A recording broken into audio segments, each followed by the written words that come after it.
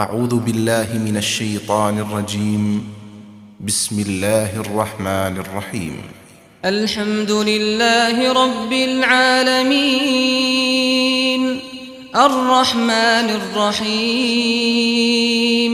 مالك يوم الدين.